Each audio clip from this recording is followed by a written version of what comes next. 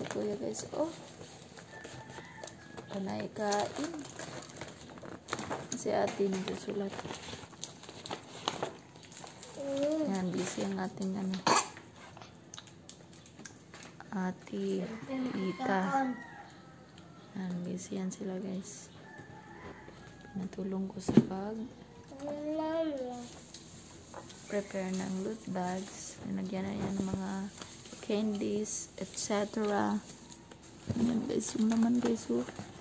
Turan! Wala tayong sponsor. So, lang guys.